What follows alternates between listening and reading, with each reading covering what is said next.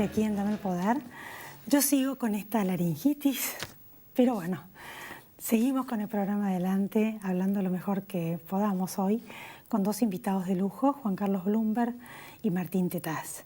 Vamos a hablar, por un lado, del tema de la economía, de esta situación donde nos proponen que probablemente en los próximos meses va a mejorar la situación económica, que estamos pasando algo así como si fuera el ojo de la tormenta.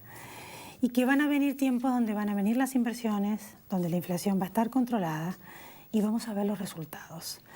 Ese tema, en este contexto en el cual lo que vemos la mayoría de la gente es el aumento de las tarifas, el aumento de los productos, como así también la situación difícil por la que atraviesan muchos sectores de la industria, lo vamos a hablar con Martín Tetaz, que nos va a explicar de qué manera vamos a ver la luz y vamos a salir adelante el año que viene. Y al menos eso todos esperamos. Y por otra parte, el tema de la inseguridad, porque nuevamente, generalmente cuando empiezan los ciclos políticos, fíjense ustedes, a partir del año 2000, la cantidad de secuestros que hubo. Y en este momento estamos viviendo nuevamente lo mismo. En aquella época, uno de los casos más tristes fue la muerte de Axel Bloomberg. Su papá está acá, allá por el año 2004. Y de ese tema y de cuánto tiene que ver lo político en estos momentos y de lo que puede llegar a estar teniendo que ver la acción de María Eugenia Vidal, a quien muchos eligieron justamente para controlar el tema de la inseguridad.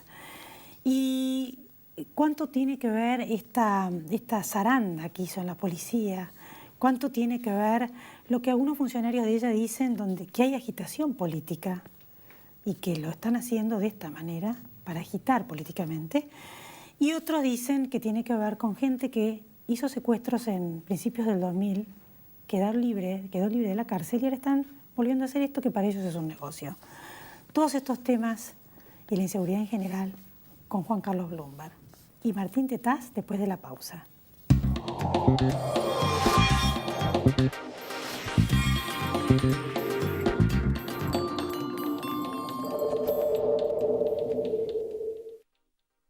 Auspicia este programa Banco Provincia. La ciudad de Buenos Aires somos todos los que la vivimos. Y si cada uno de nosotros avanza, la ciudad avanza. Juntemos imágenes y fotos nuestras viviendo la ciudad, para armar un video que nos represente a todos y nos siga alentando a crecer. Envía tu video, una foto o hasta un dibujo por mensaje privado a www.facebook.com/GCBA. Buenos Aires Ciudad. Vamos, Buenos Aires. Provincia ART, la aseguradora de riesgos del trabajo del Grupo Provincia.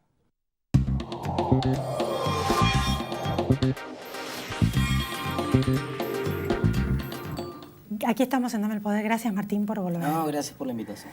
Este es el contexto que yo explicaba al principio del programa, donde nos dicen que van a controlar la inflación y que va a empezar a crecer la economía. Y uno se pregunta, ¿en qué contexto vamos a llegar? Y si acaso algunos no quedarán en el camino, ¿no? Sí, es un contexto complejo porque la verdad que la situación es como cuando estás en obra, ¿viste? Tenés a los albañiles trabajando en tu casa, lo único que ves es el polvo. Vos sabés que de alguna manera esto se va a terminar, que era una obra que tenías que hacer y además que tiene siempre más complicaciones de las que vos pensaste. Vos arrancaste pensando que esto lo arreglabas en 2 meses y finalmente son unos meses más, que ibas a gastar una cantidad de plata y termina siendo más. Entonces, bueno, acá el gobierno, el problema es que recibió una herencia con muchísima inflación, pero además con precios relativos muy distorsionados. Para ponerlo en castellano, con el dólar regalado y por lo tanto no había dólares, con la energía regalada y por lo tanto no había energía. Entonces, la primera parte de la cirugía mayor que tuvo que hacer el gobierno fue corregir el tipo de cambio, soltar el cepo, recuperar las economías regionales con el tema de las retenciones, generó más inflación en los primeros meses del año. Hasta ahí venía una crisis muy parecida a la del 2014, vos recordarás seguramente la devaluación del 2014, calcada a la situación que ocurrió acá, un poco más de inflación, entonces menos capacidad adquisitiva, caída del consumo en los primeros meses del año, una situación muy similar.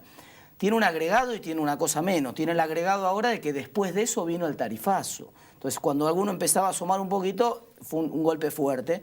Pero tiene el lado positivo de que se resolvió el problema del dólar, que en el 2014, a pesar de aquella devaluación del 2014, no habíamos podido resolver. Ahora, ¿por qué te comento esto de la crisis de 2014? Es importante no para ponernos a comparar Guatemala con Guatepeor, porque la verdad que no tiene mucho sentido eso, sino básicamente para pensar el segundo semestre, lo que puede pasar en el segundo semestre, porque aquella crisis fue una crisis donde cuando entraron las paritarias en el mes de mayo, junio, cuando entró el aguinaldo en el mes de julio, la verdad que la gente sintió como que hacía pies, empezó a recomponer un poco la capacidad de compra de los salarios, entonces se recuperó el consumo del segundo semestre, al mismo tiempo bajó fuerte la inflación en la segunda mitad del año, te acordarás.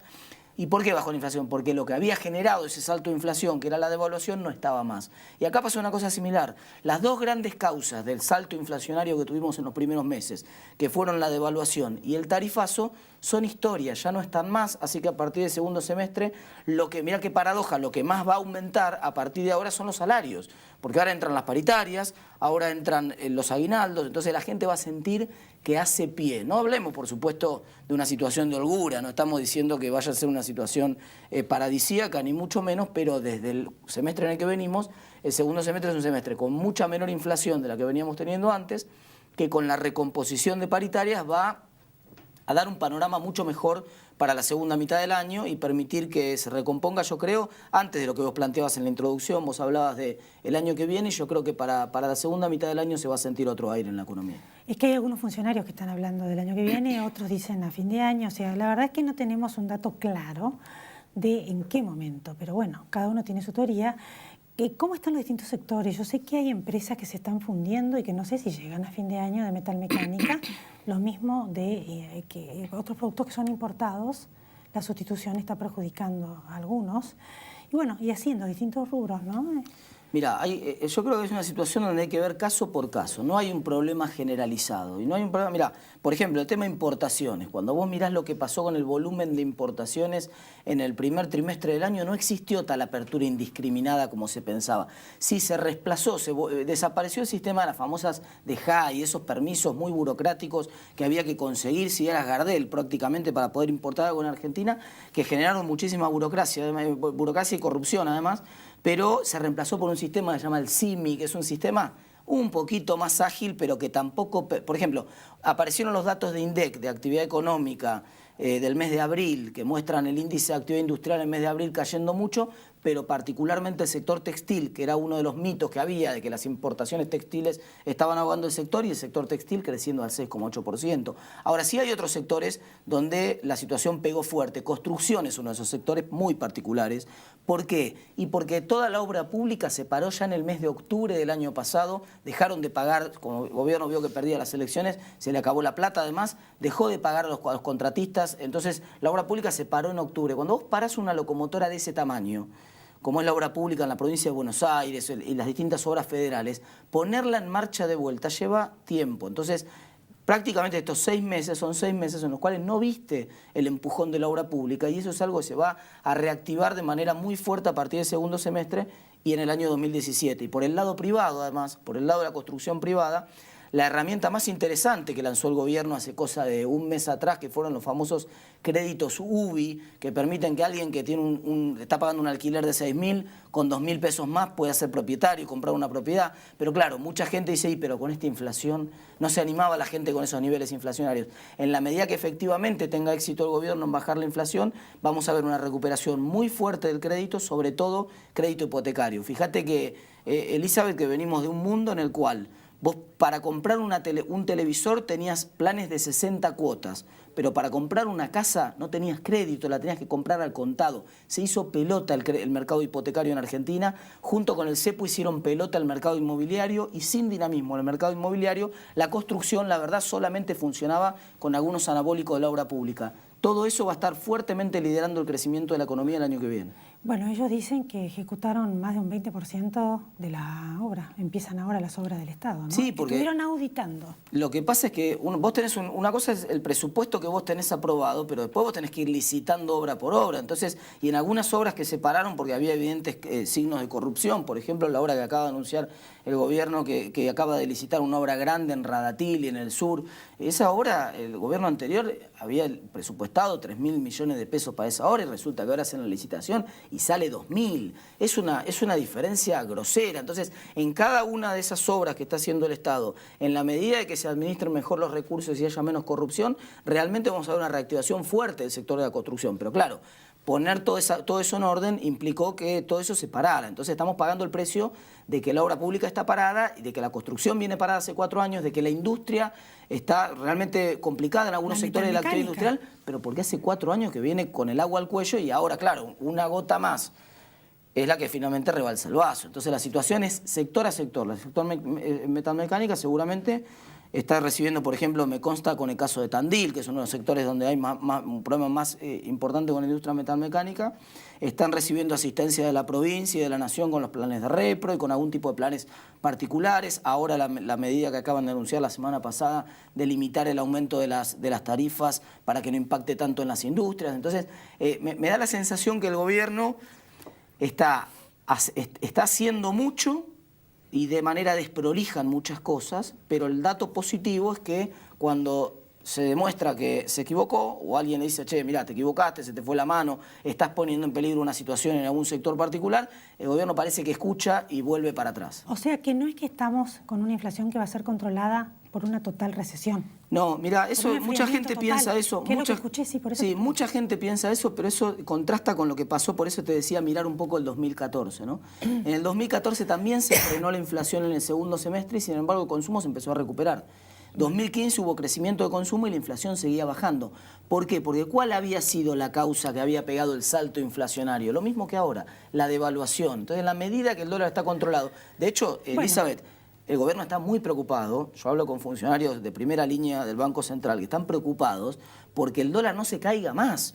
Porque ya no es la preocupación que había el año pasado, que no podían controlar el dólar, que se les iba a las nubes. Ahora está en 13 pesos con 70 centavos las operaciones aproximadamente en ese valor toda esta semana. Y el Banco Central hace un esfuerzo tremendo para que el dólar no se caiga todavía más. No se van a enamorar de nuevo de un tipo de cambio bajo, con lo cual hace que nuestra industria otra vez volvamos como antes, deje de ser competitiva y no podamos exportar. Es una excelente pregunta. El problema es que nos hemos acostumbrado a pedirle que haga todo el trabajo al tipo de cambio. Y normalmente la rentabilidad de la industria tiene 3 componentes fundamentales, que son la pata del tipo de cambio es una, pero después tenés la pata fiscal, que es cuántos impuestos me cobrás y qué me das a cambio, qué me da el gobierno a cambio en términos de infraestructura, en términos de velocidad, de cómo funciona la burocracia. Y la tercera, que es la más importante, es la pata financiera. Entonces las empresas venían muy ahogadas financieramente. El sector PYME, que estábamos charlando hoy mientras tomábamos un café antes de empezar el programa, el sector PYME es un sector que está muy ahogado porque está muy informal y tiene que financiarse en cuevas donde descuenta cheques al 50 o 60%, es una locura. Entonces no hay dólar para descontar, para pagar ese costo financiero. ¿Qué dólar lo salva? Un dólar de 20 pesos nada más. Entonces, en la medida que vos logras bajar fuerte la inflación y baja fuerte el costo financiero para buena parte de la economía empieza a respirar, se empieza a reactivar la actividad económica y vos recuperas rentabilidad por el lado financiero, por el lado fiscal, sin pedirle tanto al tipo de cambio. Y brevemente, la última pregunta, ¿esto alcanza las medidas que tomaron, esto del IVA? Porque, por ejemplo, esto para los jubilados y para la tarifa social y demás, porque los negocios, acá está casi todo en negro, lo sabemos todos, acá te alejas de la capital, de los grandes hiper, super, y nadie te da ningún ticket, tenés que darte vuelta a ticket en la mercería, carnicería, lechería, almacén, de cualquier lado, ni que hablar los pueblos del interior y el país. Sí, sí. Yo creo que ¿El IVA de qué le van a decir? La mayoría de la gente compra está todo en negro. Sí, yo creo que la medida es una medida positiva, que va en el sentido correcto, pero que admite ese debate de si es una medida suficiente o no, y sobre todo en la instrumentación. Mirá lo que van a hacer los primeros días. Cuando vos revisás lo que son las cláusulas accesorias que tiene la ley abajo, las transitorias, en los primeros meses va a operar así este descuento del 15%. Vos haces una primera compra, no importa el monto que hagas, te van a depositar 150 pesos en la tarjeta. Haces una segunda compra, te compraste cualquier cosa en cualquier supermercado que te dé un ticket y que pagaste con esa tarjeta de débito, otros 150 pesos más. Así durante 3 meses va a ser relativamente muy fácil cobrar esos 300 pesos, que son importantes para los jubilados, pero todavía son más importantes para la gente que cobra hoy asignación universal, porque esa gente también tiene la chance de descontar el 15% y el límite que para los jubilados que cobran la mínima es solamente de 300 pesos, para los que cobran la asignación universal es 300 pesos por cada asignación. Por ejemplo, tenés una familia que tiene 3 chicos, la madre, son 900 pesos del límite de descuento. Entonces ya es un color un poco más interesante que, por supuesto, estamos hablando de gente de ingresos muy bajos. Mucha gente que nos está escuchando de clase media o de clase media alta dice, ahí, pero 900 pesos no son nada. Pero estamos hablando de gente que capaz que tiene ingresos de 6.000, 7.000 pesos por todo concepto. Es que esto de que la gente, y para terminar, pida el postnet y se lo den gratis a los negocios, lo hagan. Mira, va a ser más fácil. Más fácil todavía. Acordate lo que te digo hoy, Elizabeth. Acordate lo que te digo hoy. Dentro de 2 o 3 años, el postnet va a ser una pieza de museo. Vas a poder usar tu teléfono celular exactamente como un postnet en cualquier lugar. Ojalá. Así que eso se viene. Pero que paguen todos el Banco Central está trabajando en eso. No todo en negro. No, y eso va a blanquear muchísimo porque todo el mundo va a empezar a pagar con el teléfono celular. No te digo como los países nórdicos, pero bueno, como para eliminar la moneda, no. Pero vamos a ir en ese sentido. Vamos en el sentido de normalizar de a poco la economía. ¿Sí? Gracias, Martín. No, gracias a vos. Después la pausa, Juan Carlos Blumberg. No se vaya, ya volvemos.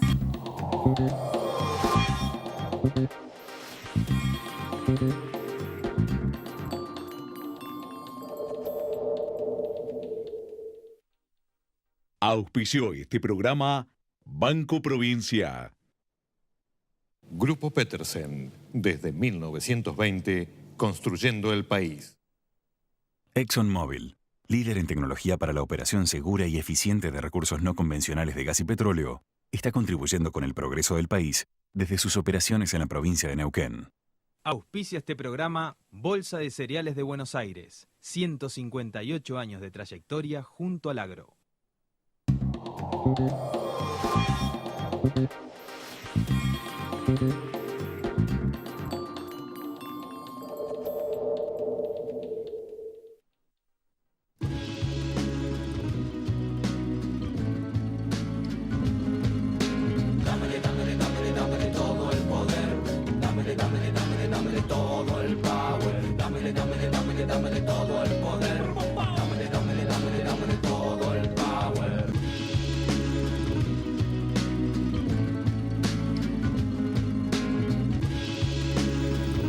Aquí estamos en Dame el Poder. Gracias por venir, Juan Carlos.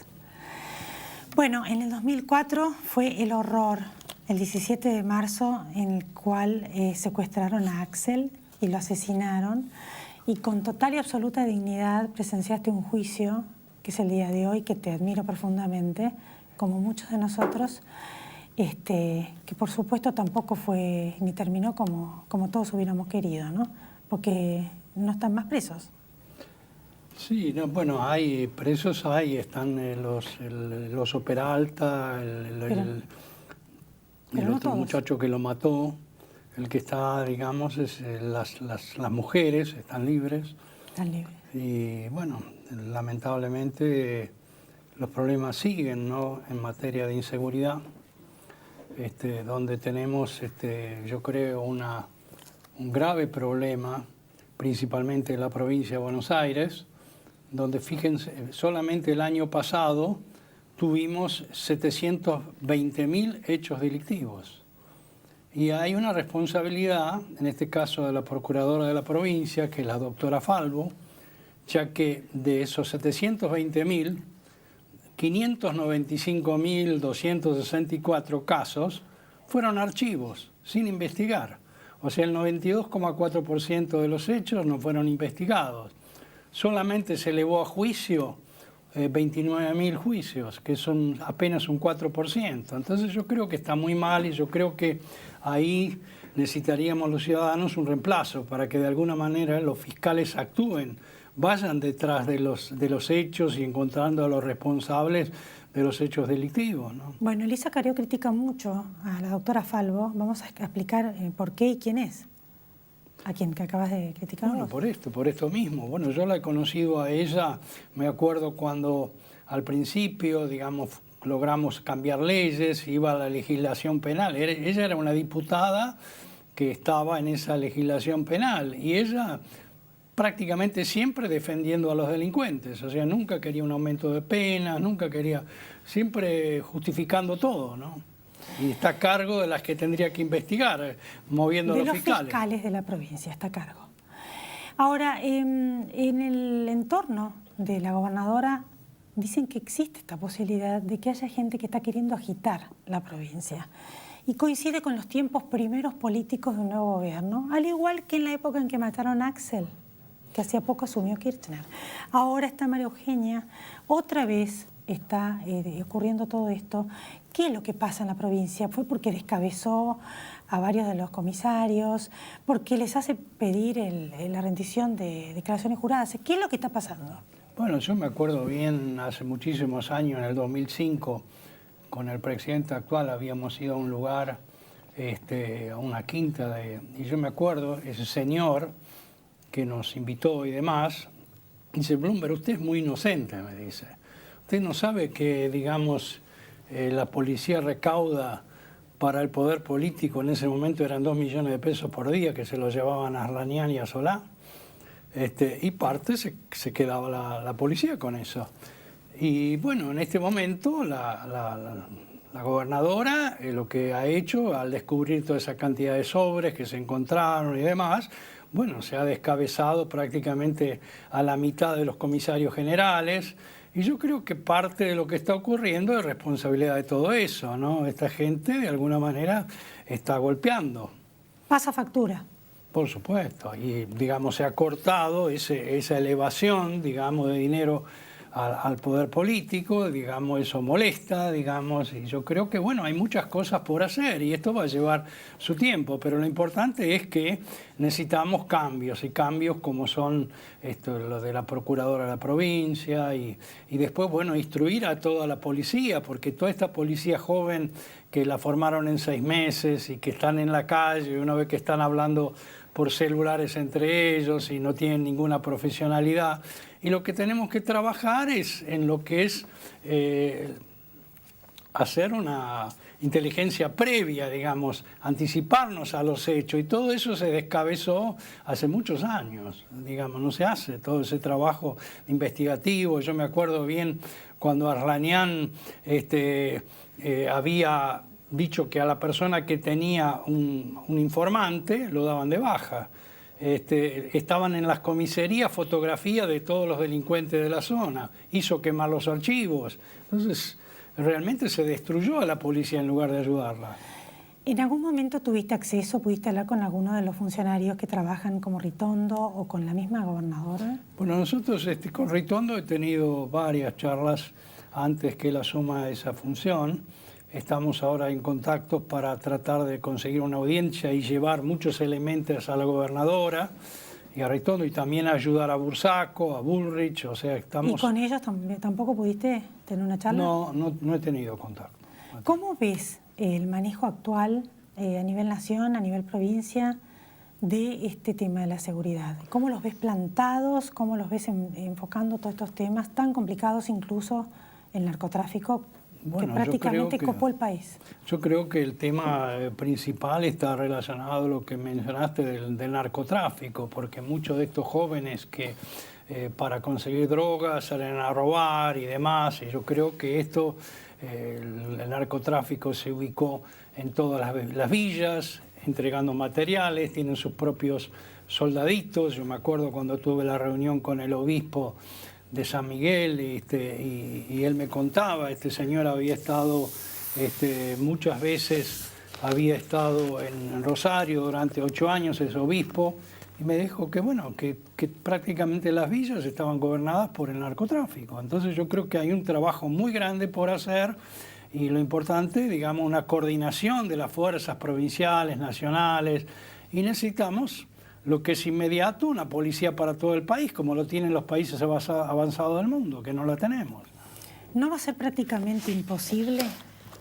¿Qué es posible y qué es imposible? Porque uno ve que avanzó tanto el narcotráfico y ve que hay cosas que están haciendo. Bueno, vimos que pusieron presos algunos, que entraron en las villas, que van a capacitar más a la policía, o sea, un montón de cosas que vienen haciendo.